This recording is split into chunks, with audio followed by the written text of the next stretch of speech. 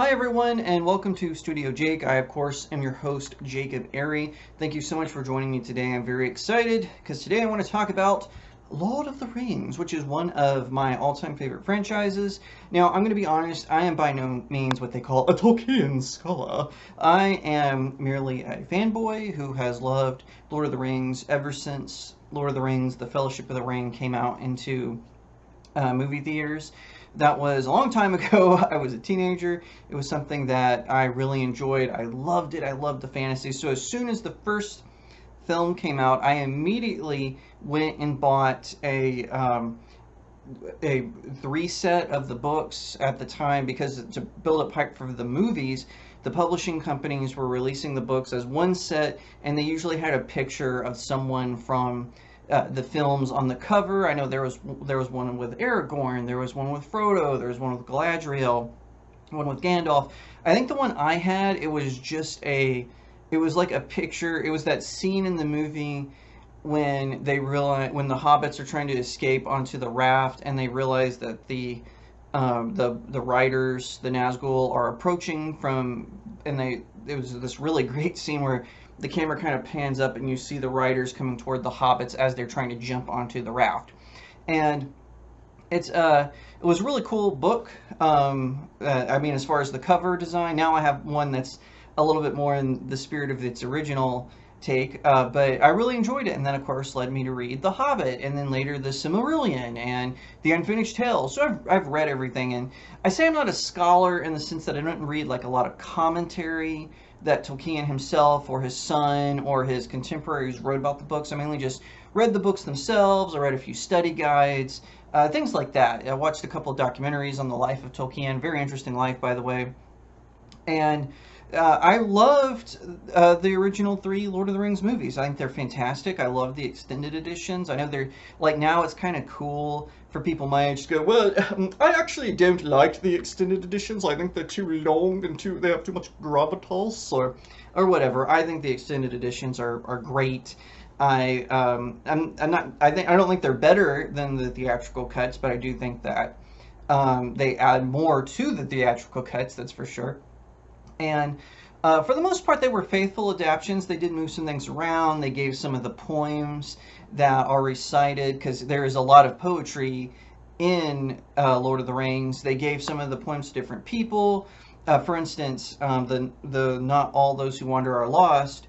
That was the half of the poem. It was actually recited by Bilbo Baggins in the original book when he's telling Frodo about Aragorn. And then later, Arwen recites it, I believe, in Return of the King, just before Aragorn goes in to get the dead army.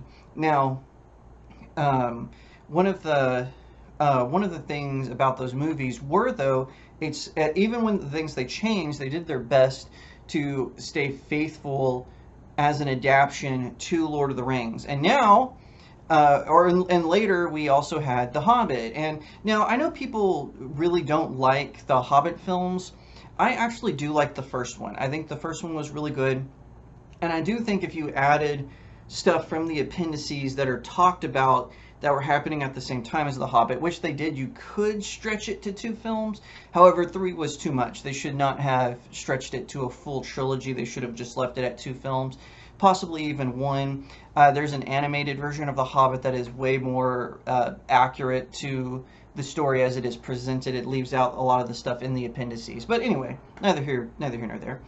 And I think that now, you know, with everything going woke, everyone is trying to bet on woke. All these companies, they're, Disney transitioning the Marvel universe from the MCU into the MCU, right? They're doing all these bait and switches. We saw this with Kenobi, with Obi-Wan Kenobi, right? They replaced, they used Obi-Wan's name, but then the show was really about Leia and Reva. I mean, let's be real about it. It was a complete bait and switch. Same with He-Man. Now, I didn't watch He-Man, so I'm getting this information. I'm not really a big He-Man fan, but they certainly did it with Doctor Who, right? And now they're doing it with He-Man and so on and so forth. They're doing it with a bunch of these Star Trek, Star Wars. They're doing it constantly, where they do these bait and switches, where they lure the fans in with nostalgia bait. I think Eric July puts it, the host of Young Repa 59, and for Canon's sake, he that's what he says. They bait people in with nostalgia bait, and then they get you with the bait and switches, with the woke nonsense, and they're doing it now with Lord of the Rings. And I actually spoke with my good friend Jenna Ellis about this on her podcast at one time, where now Amazon has bought the rights, and they can't remake Lord of the Rings trilogy yet because of the deal.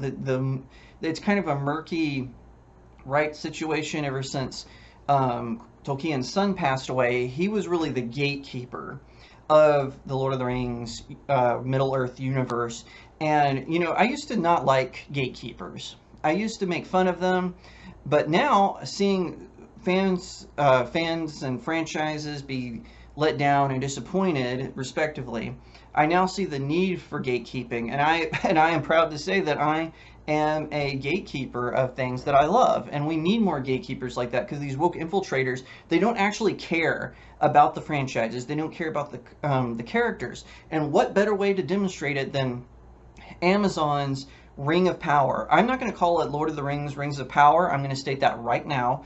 I am just going to call it Rings of Power. It is not Lord of the Rings.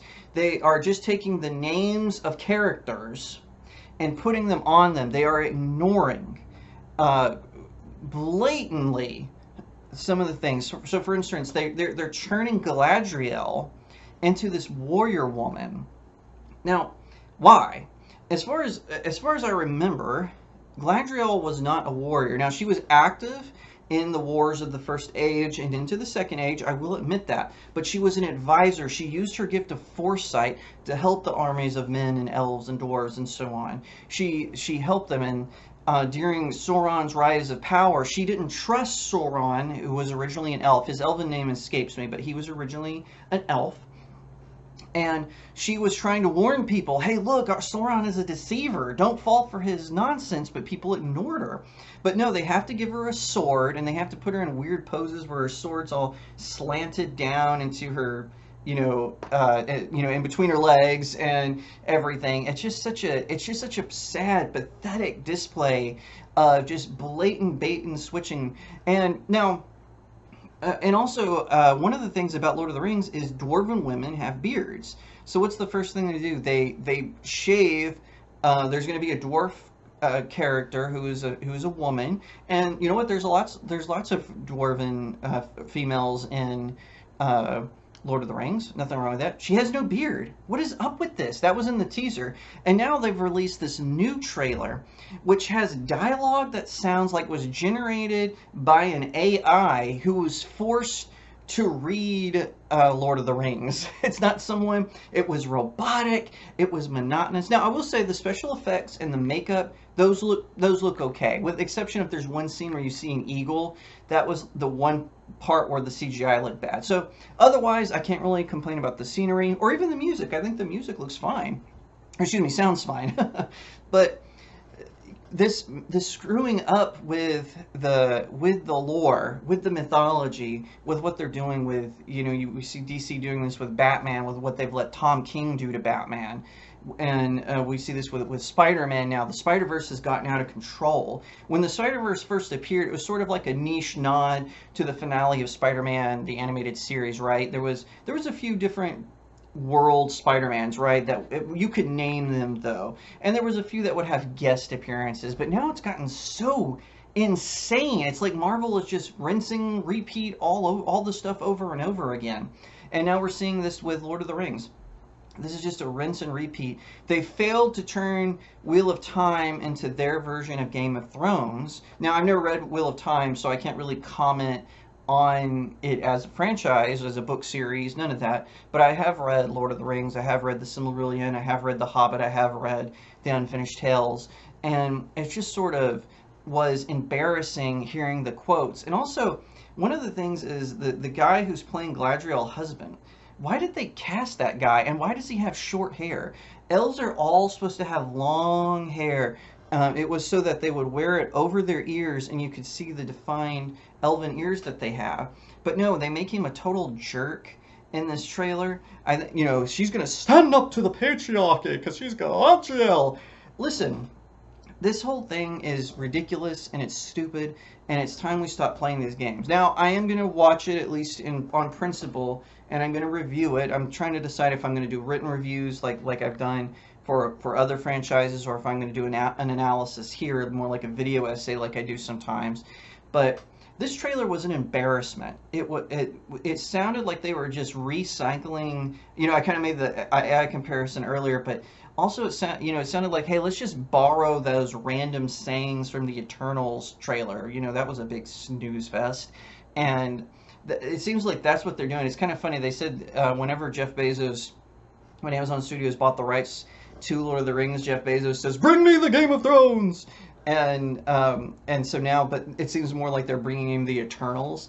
Whatever the case may be, this just looks sad and awkward, and I'm very mournful of taking great franchises and turning them into this woke nonsense, because these woke folks, they don't have any money. Why should they? They're all commies for the most part. They don't believe in work and being rewarded. Now, to be fair to Amazon, they don't always produce woke content. Certainly, they have a lot of anime available, Reacher and The Terminal List. Neither of those productions are woke at all. They're actually pretty good. So I can't really complain about those. So, I could be wrong. The show hasn't come out, but judging from the teaser they released, from this new trailer, and then that embarrassing thing where they just grabbed random influencers who claimed, and they said, "Oh, these are the Lord of the Rings fans," and they were like, "Oh, well, whenever I saw the original trailer, well, I didn't see anyone who resembled me, but this time I did, so like it's like cooler and like better," and that got ratioed into oblivion. I mean, this whole thing has just been one train wreck after the other. They even bribed the freaking Tolkien Society, which I used to respect as people who looked after J.R. Tolkien's legacy. They've become an embarrassment. They've become a mockery. I hope that it gets reformed, and or another Tolkien organization comes along to reform and again gatekeep the Lord of the Rings stuff. Now, I guarantee you, right now, the Narnia stuff is in flux, because at one time, 20th Century Fox had the rights, Walden Media had the rights for a little while. Well, apparently they're in some sort of limbo because of international distribution and whatnot. But I guarantee you, whenever they get their hands on Narnia, it's not going to be what C.S. Lewis envisioned. I did a short clip on my other channel, StudioJake Faith, where I talked about, it was real short, but I just talked about C.S. Lewis's Anglican faith. Now it's not, don't think the Anglican faith of what it is now, the sort of the Episcopalian, we're just going to do with whatever the world tells us to do. He believed in orthodoxy. He believed in the fundamentals of Christianity. So did Tolkien. He was Catholic, and he believed in these fundamental ideas, and now they're trying to shove their own political ideology on these things, and it's obvious, and it's dumb, and it's stupid, and it's just so sad that this has carried on so long. Now, I think that eventually this is going to die out. Some people think that it's going to be like another 2 or 3 years, because if you haven't worked in production, I have, granted on a smaller scale. I've worked for productions before, and a lot of these things are planned out sometimes 5 years in advance. Like, they get announced, and then you've got to do principal photography, and then you got to do pre-production, then you got to do production, then you got to do post-production. So a lot of these things take years to make, like Amazon's Rings of Power. And I'm just calling on all of my fellow Lord of the Rings fans to take out the LOTR out of the title. Just call it Rings of Power. It's just Amazon's Rings of Power. There is no connection to Middle-earth. There is no connection to Lord of the Rings or the Silmarillion or whatnot. Now, how would I fix it? Jacob, if you had done this, how would you have done this better? Well, for one thing, I wouldn't have tried to create like an original story around the Second Age.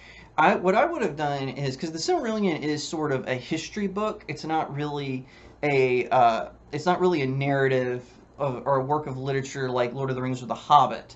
It's more like a history book, and so you have to parse out things in it. It's basically the history of how Middle Earth got to the Third Age, which is when The Hobbit and Lord of the Rings take place. So what I would do is I would have just done an anthology series. So like I'll do the story of the fall of Morgoth, or I would do a Baron in Luthien, or the founding of Hobbiton and the Shire, and then how the Buckland hobbits broke off. I would do. That's how I would do it. I would have done it that way instead of this. Oh, we're just going to try to make this narrative about the fall of Sauron and everything. And then we're gonna infuse it with all this woke ideology. It's ridiculous. It's embarrassing. It's foolish, and I just don't think it's gonna work out the way they want it to. Sometimes shows course correct. We'll see that happen sometimes.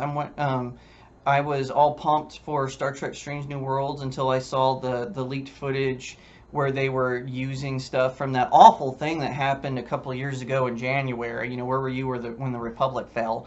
But that's so dumb and ridiculous, especially in the Star Trek timeline. That would have been during the eugenics wars. That wouldn't have been where we were now. They did that with Voyager. They did an episode where they went back in time when it was supposed to be the eugenics wars. They went back in time to the 90s, and it's supposed to be the eugenics wars were going on, but they just kind of ignored the eugenics wars and didn't comment if it was happening or not. But I thought that was kind of funny. It took they did LA in the 90s. But anyway, all that to say, are you going to watch it? Let me know in the comments below. Do you disagree with me? Did you think the trailer was not just recycled from an AI that read Lord of the Rings and the Eternals, or did you actually enjoy it? Are you looking forward to it? Tell me if I'm too pessimistic about it. Give me a reason to be optimistic, because honestly, right now I'm going to move my light over just a little bit. I am not seeing any reason to be optimistic, but I could be wrong. But let me know in the comments below and tell me what you think, and long live Middle Earth. If you liked that video, I would really appreciate it if today was the day you chose to subscribe. Be sure to leave me a comment and tell me what you thought about the video. No matter what platform you are watching on, I'm on multiple, so please like the video, subscribe, leave me a comment, share it out. It really helps me in the algorithm. You can follow me on all my socials. They're in the video description. And be sure to head over to my website, StudioJakeMedia.com. If you would like to support me, head over to my locals page, which is StudioJakeMedia.locals.com. Sign up there. I've got exclusive content. I've got all the postings from my vidcast and from my website, not to mention links where you can purchase my novels. I really appreciate it, and I'll see you next time right here on Studio Jake.